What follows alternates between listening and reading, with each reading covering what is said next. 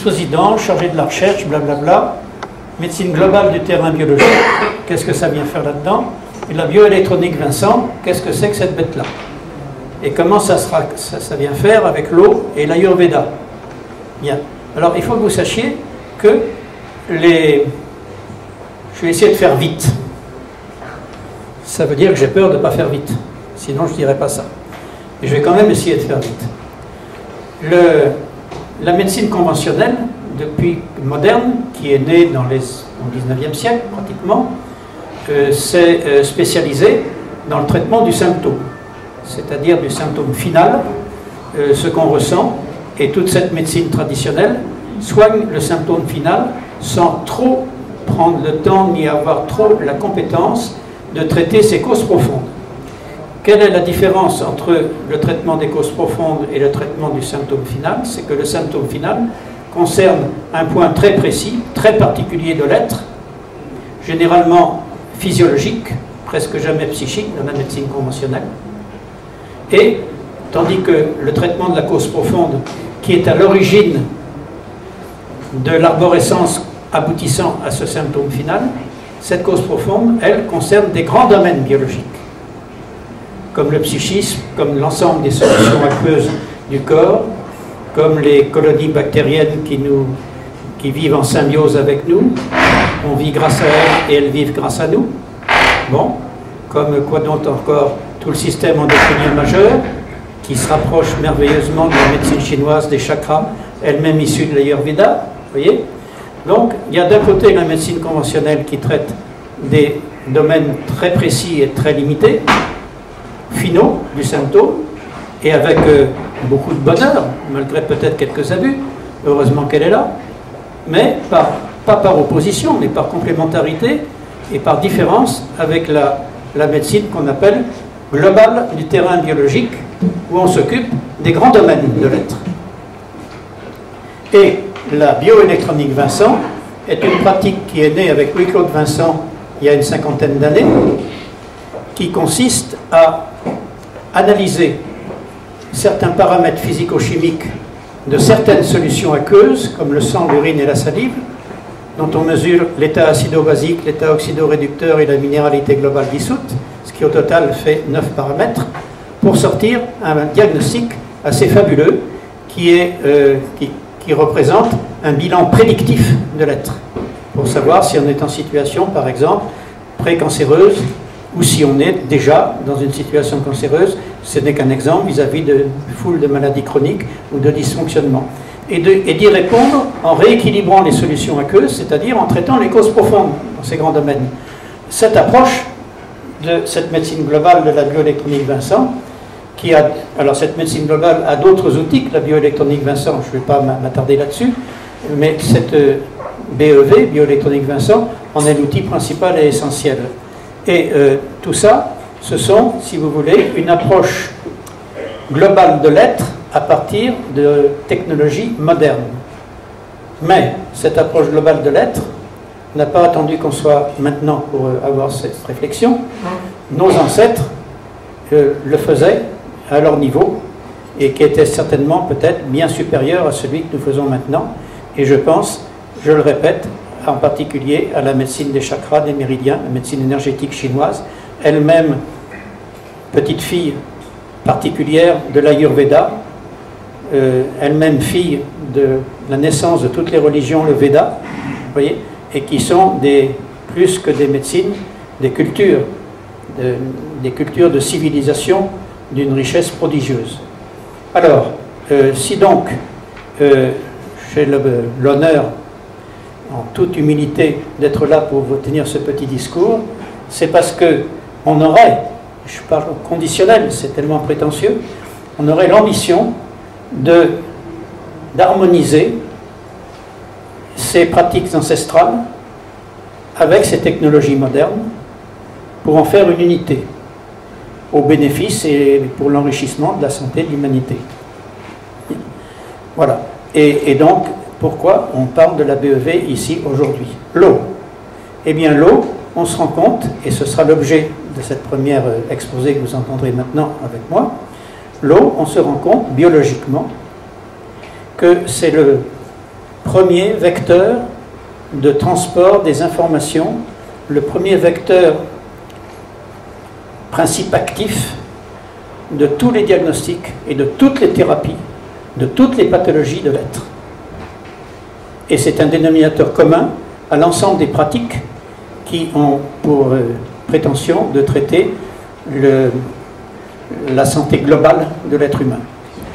Donc c'est pour ça qu'on va attaquer par l'eau. Excusez-moi de ce long préambule, c'était pour nous mettre sur des rails et que vous compreniez un petit peu ce qui se passe. Alors, je vais devoir aller très vite, c'est un diaporama qui se veut exhaustif et que je ne vais pas détailler d'une façon exhaustive parce qu'on sera encore là ce soir avec moi, ce qui serait bien dommage puisqu'il y a d'autres personnes passionnantes qui doivent prendre la suite. Donc ça va aller un petit peu rapidement et il faudra me prévenir s'il te plaît Serge 10 minutes avant la timeline hein, pour que je puisse m'accorder. Il est 2h20, je commence à 2h20 hein. Je commence à 2h20, j'ai 45 minutes 20 et 45 ça fait 65 donc je finis à 13h05. Tu me préviens à 3h moins 5. Nous sommes d'accord. Merci. Non, mais quelquefois dans la vie, il faut un peu d'autorité. Alors, donc ça, mon exposé s'articule en 3 parties. Premièrement, vous montrer pourquoi l'eau est si importante, pourquoi elle est ce vecteur commun, ce dénominateur commun à tout, et est essentielle à tous les diagnostics et toutes les prescriptions thérapeutiques. Pourquoi elle est si importante? Ça va être la première partie, l'importance de l'eau. La deuxième partie, ce sera, eh bien, cette eau étant si importante, on ne va pas boire n'importe quelle eau. On imagine qu'elle étant si importante, elle doit avoir des qualités. Quelles sont les qualités que doit avoir l'eau? On ne va pas boire n'importe quelle eau, on ne va pas boire l'eau de la cuvette des WC, ou l'eau du robinet, ou l'eau embouteillée, ou l'eau d'une rivière, ou l'eau du caniveau, n'importe comment. Il faut qu'elle ait, on va s'assurer qu'elle ait un minimum de caractéristiques physico-chimiques, biologiques, de qualité, pour être apte à mériter cette importance dans notre corps, au niveau biologique. Alors la deuxième partie, c'est aussi importante, quelles doivent être ses qualités. Et la troisième partie, peut-être la plus importante pour vous, c'est cette eau si importante, qui doit avoir ces si importantes qualités, comment la boire, comment l'obtenir, où la trouver. Vous voyez? Et à ce moment-là, on vous distribuera un petit document, un tableau, qui résumera beaucoup de choses. Comme ça, si je suis en retard, vous vous référez au tableau. Bien, alors allons-y. Dans l'importance de l'eau, je ne vous détaillerai pas les sous-titres de ce premier chapitre, qui sont pourtant passionnants, mais je vais passer dessus, parce qu'il faut faire des choix, vu le temps. La formation de l'eau sur notre planète, l'apparition de la vie, en partie grâce à l'eau, l'évolution de la vie, en partie grâce à l'eau aussi. L'évolution de la vie, c'est quelque chose de prodigieux. Savez-vous que la vie est apparue sur la planète Terre? La planète est née il y a à peu près 5 milliards d'années. Et la vie est arrivée il y a à peu près 4 milliards 900 millions d'années, c'est-à-dire 600 millions après sa naissance. Et cette vie est apparue de quelle manière? Eh bien, elles sont apparues comme ça, spontanément, puisque sans papa, sans maman, puisque c'était la première vie. La première vie n'a pas de papa et de maman, puisque ce seraient les papas et la maman qui seraient les premières vies. Donc c'est la poule et l'œuf. Donc il y a bien une première fois. Et cette première fois sont apparues une multitude des milliards de bactéries. Organisme vivant unicellulaire qui est apparu sur Terre. Bon, grâce à certains phénomènes dans lesquels je ne rentrerai pas précisément. Et ensuite, ils ont évolué.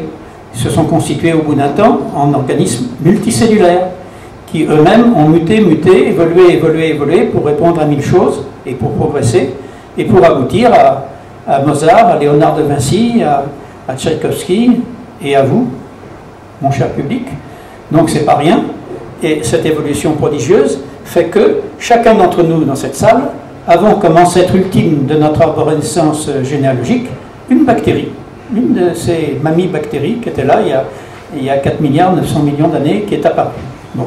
Cette apparition donc et son évolution, que je ne détaillerai pas, mais on pourrait en parler, ce serait passionnant, ont pu avoir lieu en partie grâce à l'eau. Bien, si tu peux y aller, s'il te plaît. Alors, non, une petite à gauche. Voilà, merci. Alors, la matière vivante, d'abord, qu'est-ce que c'est qu'un organisme vivant? C'est un organisme qui se diffère de matériaux inertes, un grain de sable ou une bactérie, un grain de sable ou moi-même. Quelle différence a-t-on? C'est que je suis un organisme vivant, multicellulaire. Et je suis fini, c'est-à-dire que je ne suis pas infini. J'ai une limite, j'ai une peau qui limite mon corps physique. Et je suis doté de certaines caractéristiques. Je nais, je vis, je meurs. C'est très prodigieux comme caractéristique. Un grain de sable ne naît pas, ne vit pas et ne meurt pas. Même si dans certaines spiritualités on peut considérer que le minéral a une âme, en restant par convention, j'exclurais cette approche pour dire que le grain de sable ne vit pas et que moi je vis. Bon. Donc je nais, je vis, je meurs.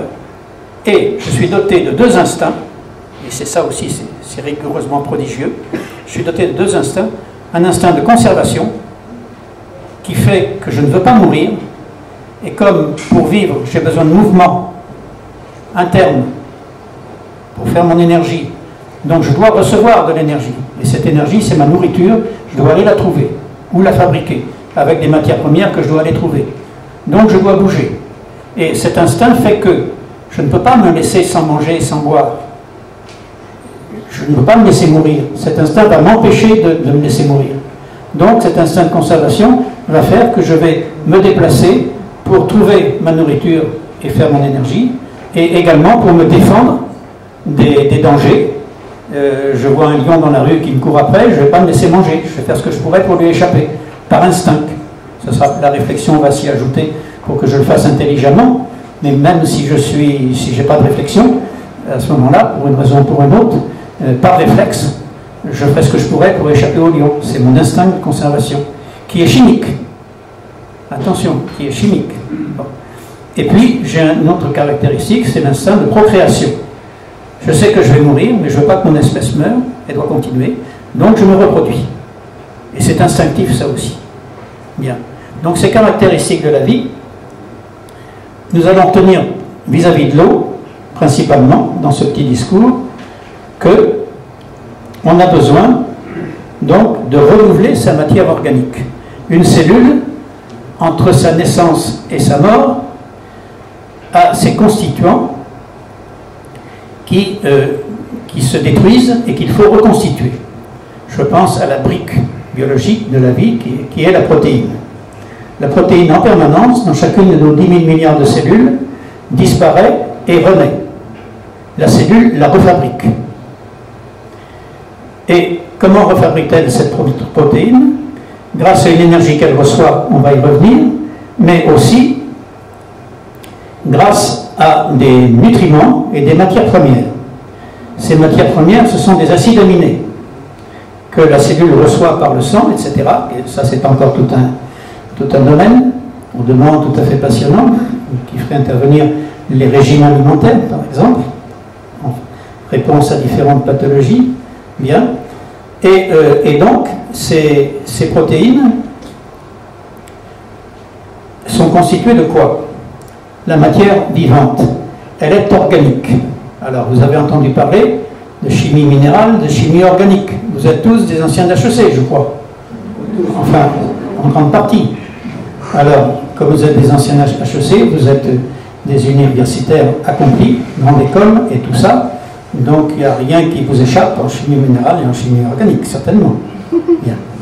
Donc, ce qui différencie ces deux chimies, ceci dit sans ironie, mais pour plaisanter un peu, ce qui différencie ces deux chimies, c'est que la chimie organique s'occupe de molécules qui contiennent certains atomes, obligatoirement le carbone, l'hydrogène, l'oxygène, et dans les matières vivantes, pour les protéines, s'y ajoute l'azote. Ces quatre-là. Et il y en a d'autres, mais ces quatre-là obligatoirement. Et c'est la chimie organique. Et pourquoi il y a ces atomes-là? Parce qu'ils ont des caractéristiques de liaison chimique très faciles, qui permettent de faire des molécules très très longues, répondant à toutes les complexités exigées par la vie. Et puis, parce que quand ils s'accrochent ensemble, ces molécules, elles emmagasinent beaucoup d'énergie. Donc en les décrochant, on va utiliser cette énergie. Bon. Donc ça, c'est la chimie organique. Et dans cette chimie organique, je viens de vous dire, il y a du carbone, de l'hydrogène, de l'oxygène, de l'azote pour la matière organique vivante. Parmi ces quatre, il y a de l'hydrogène. Alors, vous êtes-vous pensé, dans tous nos composants vivants de notre corps, à part les oligo-éléments minéraux, nous avons des molécules organiques qui contiennent de l'hydrogène. L'hydrogène, cet élément qui est le plus répandu dans tout l'univers, le plus répandu dans notre corps, à travers l'ensemble de l'eau qu'il y a dans notre corps, puisque l'eau, c'est hydrogène et oxygène. Cet hydrogène, d'où il vient? Comment tous les organismes vivants, de la bactérie à l'homme, où vont-ils chercher leur hydrogène quand ils se produisent, quand dans l'intérieur des cellules ils refont d'autres protéines? Où vont-ils chercher cet hydrogène? D'où vient-il cet hydrogène? Eh bien, cet hydrogène, tenez-vous bien, ce que je vous dis là est avéré, ce n'est pas une lubie ou une nouvelle découverte discutée, c'est certain, c'est même quelquefois enseigné, bien que ce soit souvent ignoré des manuels de biologie dans l'enseignement. Eh bien, il vient de l'hydrogène de l'eau. L'eau, c'est H2O, hydrogène, oxygène.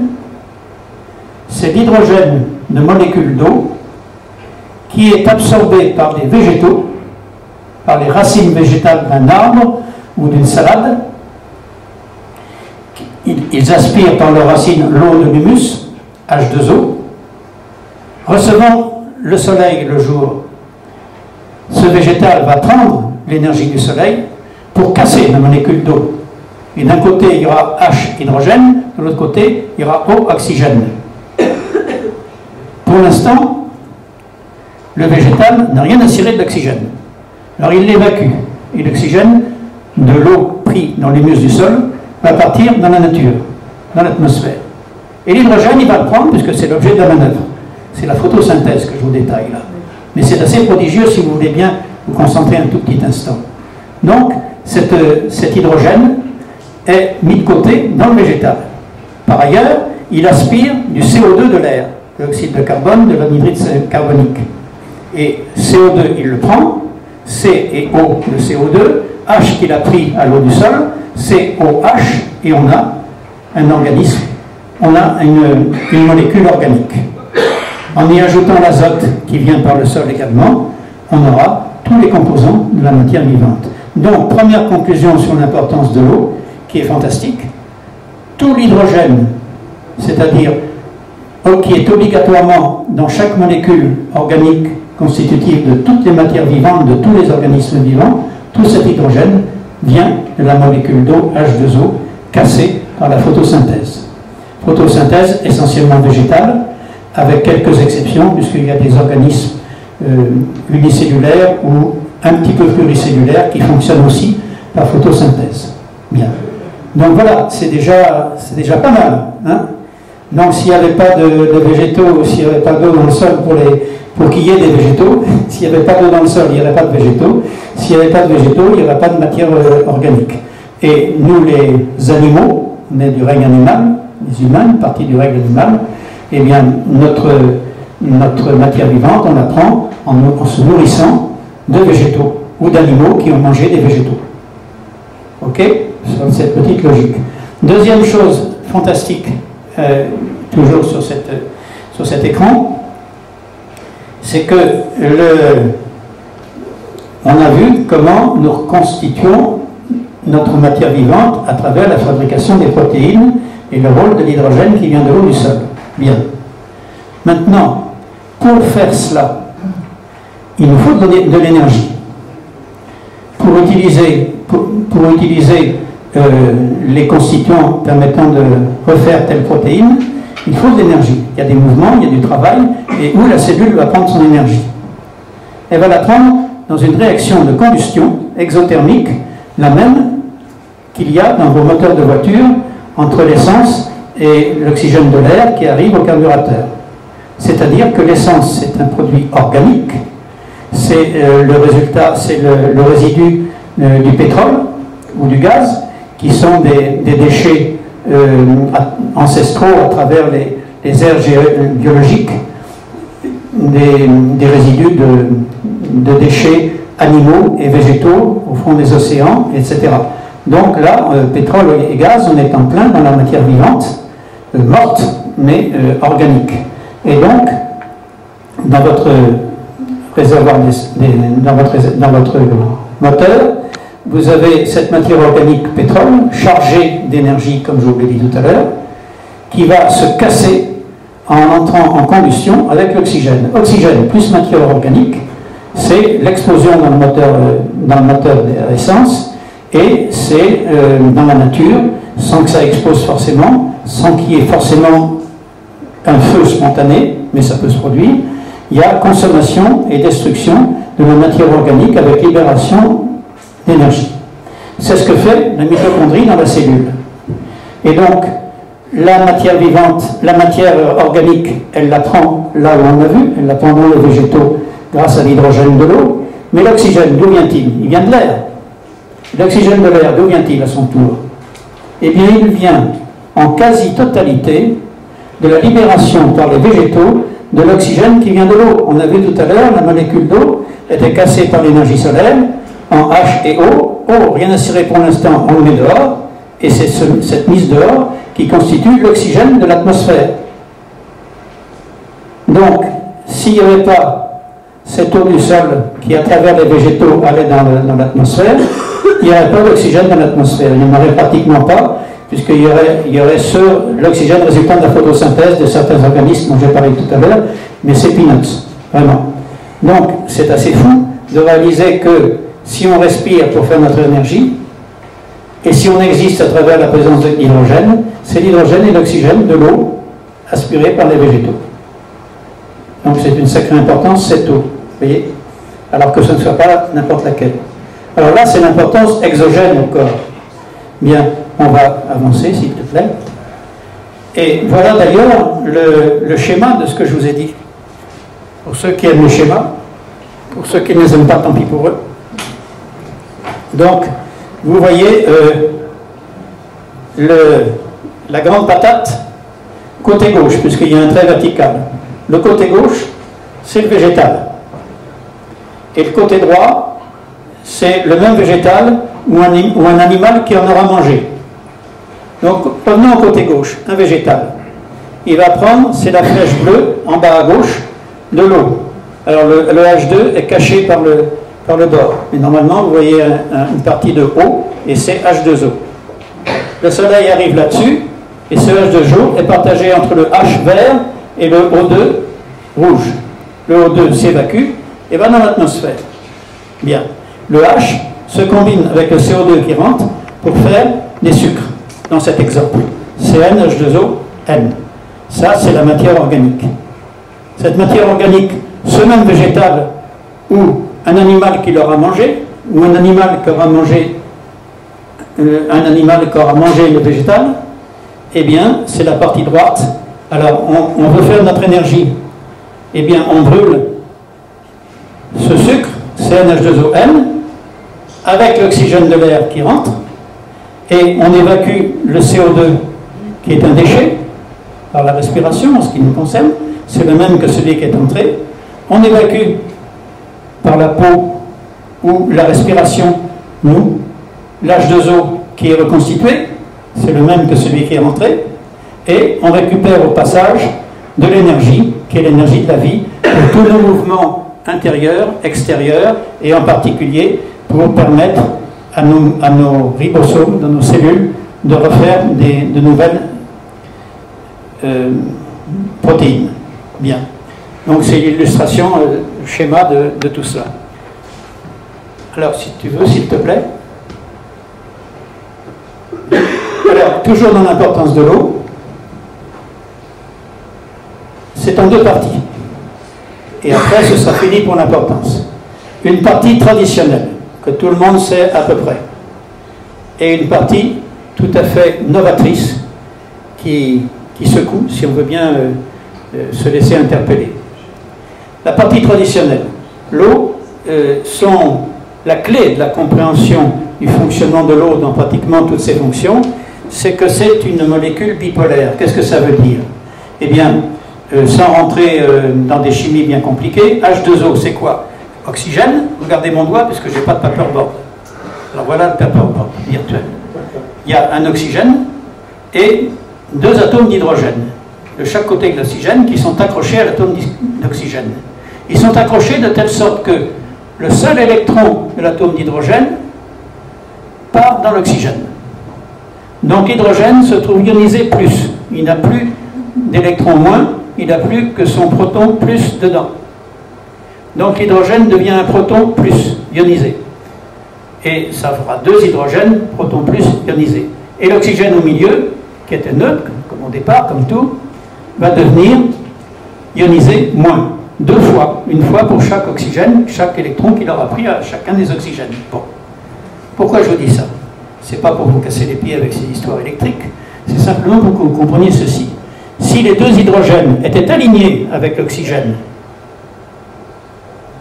le centre électrique des plus serait au milieu de l'oxygène, au milieu, au même endroit que le centre des moins. Et ça s'annulerait, sans aucun effet indirect. Mais il se trouve, et ça c'est le pouvoir cosmique divin qu'il a fait en créant l'univers, que cette liaison hydrogène-oxygène qui fait l'eau, qu'elle soit solide, liquide ou gazeuse, présente un angle. On a l'oxygène et les deux hydrogènes qui sont au-dessus avec un angle. Donc le centre électrique des plus des deux hydrogènes ionisés se trouve ici, séparé du centre des moins de l'oxygène qui est en dessous. C'est une molécule bipolaire qu'on représente généralement en physico-chimie par une patate, un ovale, avec une pointe plus et une pointe moins. Cette pointe plus et cette pointe moins vont faire que les de même signe, ça se repousse, et de signe contraire, ça s'attire.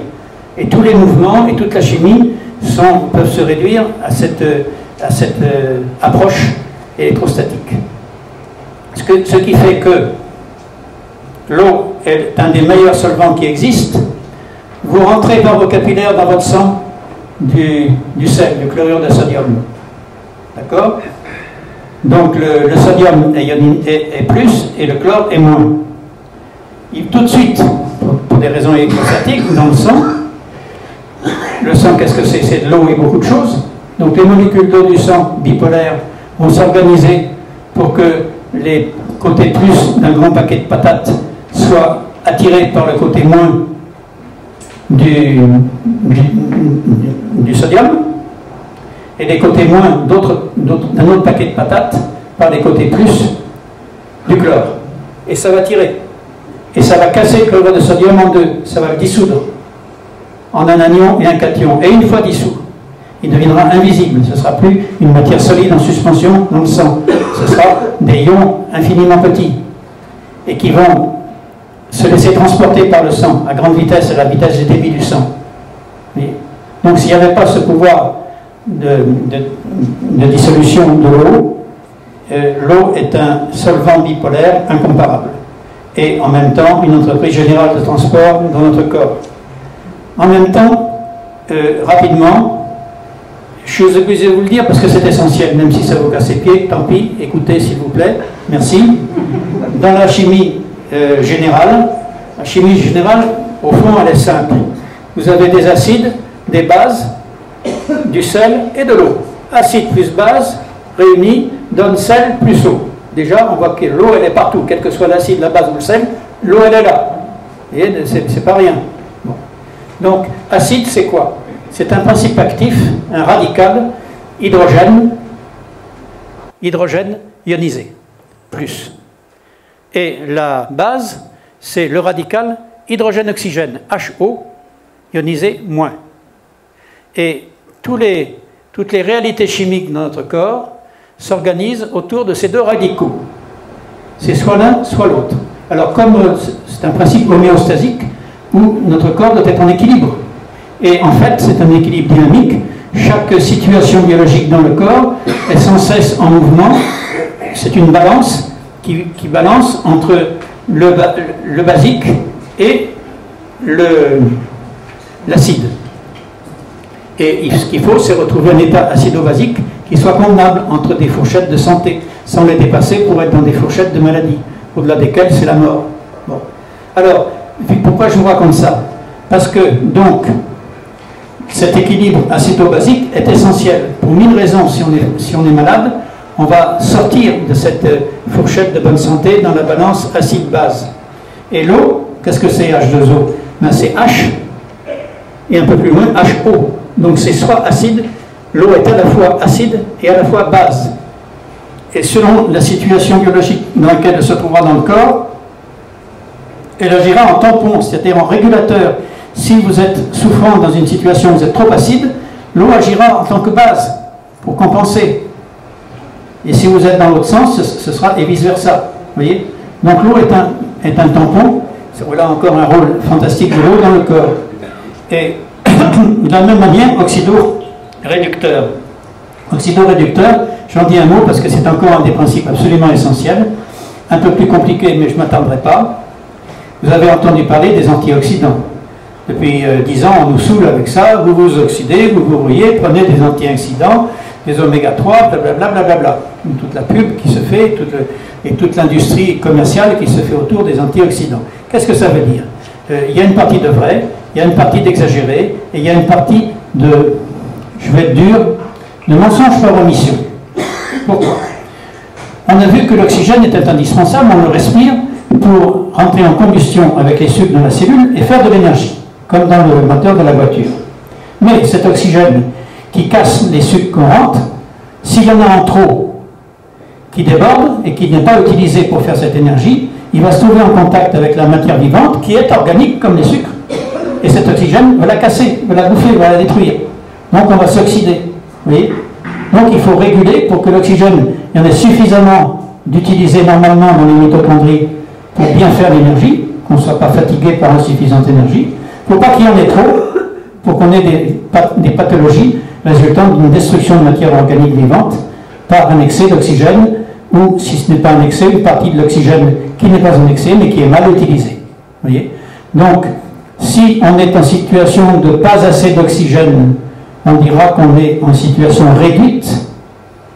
Et si on est en situation de trop d'oxygène, on dira qu'on est en situation oxydée. Donc, de la même façon qu'il devait y avoir un équilibre acido-basique, il faut un équilibre oxydoréducteur, toujours homéostasique avec une balance entre les deux, c'est dynamique. Bien que l'équilibre n'existe pas. Si un de nos caractères homéostasiques était stable et constant, c'est la mort. Quand on vit, tout ça, ça bouge, ça se bouscule. Bien. Donc, cet équilibre oxydoréducteur est également régulé par un tampon de l'eau. L'eau est à la fois oxydante et réductrice. Selon la situation biologique déséquilibrée qu'elle trouvera, elle la rétablira, du moins elle y participera. Bon. Et c'est un régulateur thermodynamique. Si par exemple il fait très très chaud, eh bien les mécanismes neuromusculaires du corps vont envoyer beaucoup de sang à la superficie, où l'eau du sang va s'évaporer. L'évaporation entraîne un refroidissement et on va se refroidir. Si au contraire il fait très très froid, eh bien les mécanismes neuromusculaires du corps vont isoler les organes vitaux premiers, comme le cœur, comme le cerveau, condamner nos doigts et nos doigts de pied, notre nez, les oreilles et tout ça, et il n'y aura plus de sang à la superficie, et le sang restera autour des organes vitaux. Et tout ce mouvement sanguin, c'est le mouvement de l'eau, avec son pouvoir calorifique incomparable, dont je n'ai pas eu le temps de vous parler. Non, c'est un régulateur thermodynamique énorme. Ces 4 points montrant l'importance de l'eau dans le corps, c'est une importance traditionnelle, conventionnelle, enseignée, sans discussion, s'il te plaît. Et maintenant, les derniers rôles biologiques découverts de l'eau, ça c'est assez fabuleux, et on le doit entre autres en partie au professeur Marc-Henri que Serge Beau vous a parlé tout à l'heure, qui est une sommité mondiale en matière de l'eau, de la physico-chimie et de la biologie de l'eau. Et donc, par application des apports de la vraie physique quantique, sans abus de langage, parce que très souvent on abuse du mot quantique. Bientôt il y aura le dentifrice quantique ou le cacahuète quantique. Bon, pour faire vendre, ça fait bien, parce que c'est un nouveau mot qui est à la mode. Ah, c'est quantique, c'est merveilleux, j'achète, je paye, et l'autre s'enrichit. Bon. Là, il y a effectivement une physique théorique quantique, c'est la dernière qui existe et qui progresse, et qui a permis justement de faire deux découvertes, enfin de faire une découverte assez fantastique, c'est que comment agissent les protéines. Les protéines, c'est la brique dans le corps de toutes les actions intérieures à la cellule et beaucoup d'actions extérieures. Et les protéines sont partout dans le corps et font tout. Bon. Comment agissent-elles? Eh bien, elles agissent en changeant de forme. La protéine, c'est une molécule, mais une molécule géante, organique, qui donc, elle est limitée, elle est finie, bien sûr, c'est un volume limité par une circonférence extérieure, et cette circonférence extérieure va sans cesse bouger en se creusant ou se bosselant selon le travail qu'elle a à faire. Par exemple, sur une cellule, elle est limitée par une membrane semi-perméable qui doit laisser rentrer les bons nutriments et pas les autres, et qui doit laisser sortir les déchets. Donc elle est traversée par des canaux. Et comment ces canaux font que ça rentre ou que ça sort quand il faut et comme il faut? Eh bien, un peu comme l'œsophage. Quand vous déglutissez, la bouchée que vous avalez va descendre dans l'estomac. Mais si vous avez cette pendule, les pieds en l'air et la tête en bas, elle ne va pas descendre dans l'estomac, elle va monter dans l'estomac. Et la gravitation ne joue pas un grand rôle. Elle va aider à la descente, elle va freiner la montée, mais ça ne va pas l'empêcher. Et comment ça se fait que ça descend et que ça monte? Eh bien, parce que vos ésophages vont onduler pour conduire la bouchée à l'estomac, en ondulant sur toute la superficie et en se déplaçant. Vous comprenez? Bien. Eh bien, les porines, qui sont le nom biologique pour les canaux qui traversent la membrane cellulaire, les parois de ces canaux vont onduler aussi. Et ces parois, ce sont des protéines. Et ces protéines vont donc onduler. Et comment ondulent-elles? Comment savent-elles qu'à tel instant, elles doivent onduler dans tel sens et qu'à tel point de leur écorce, de leur superficie extérieure, il doit y avoir un creux ou une bosse et que ça change, etc. Comment le font-elles, ça? Eh bien, dans les cellules, y compris dans la membrane, il y a ce qu'on appelle l'eau. Je reviens à l'eau, sinon je n'aurais pas parlé de tout ça. Il y a ce qu'on appelle l'eau liée. L'eau liée, c'est autour de chaque organique, c'est-à-dire chaque petite bête qu'il y a dans la cellule, comme les protéines, comme plein de choses.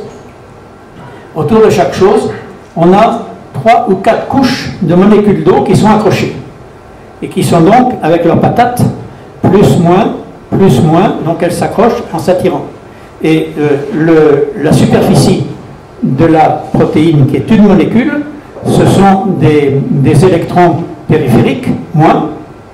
Donc, si on a des molécules bipolaires d'eau avec le plus collé à la protéine, plus, moins, ça va s'attirer, et la protéine va être sortie, il y aura une bosse.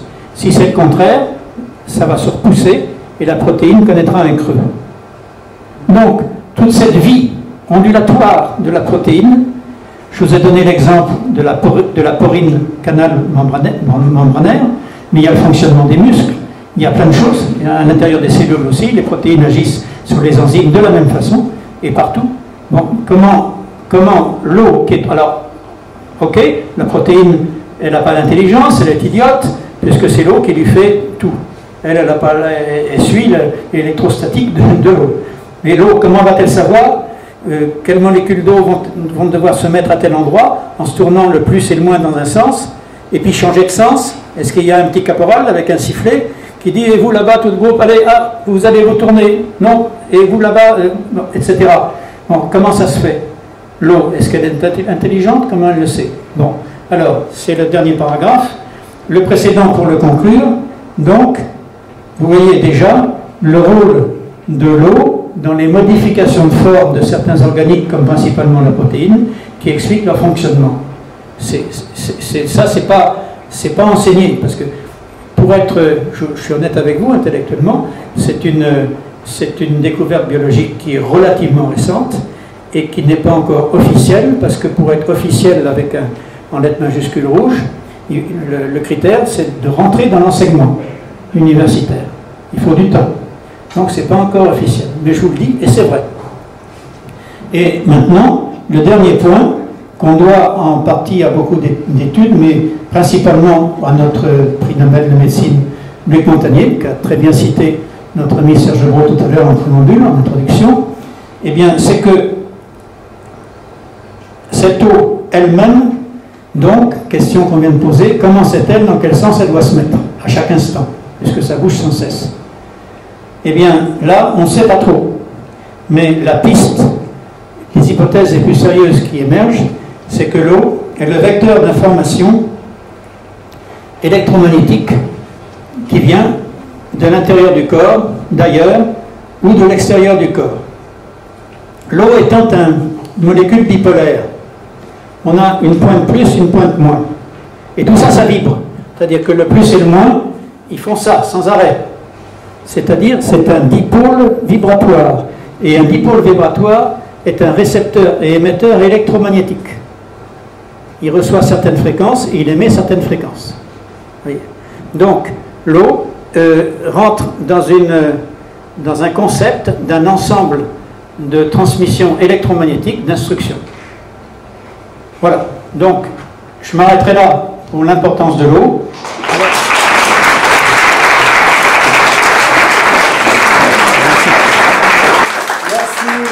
Jean-Jacques, vous voyez que l'eau c'est beaucoup plus que de l'eau. Water is much more than water. Et je vais reprendre un petit peu mon introduction pour accueillir M. Indraman Pandai, le président de l'ambassadeur d'Inde à Paris.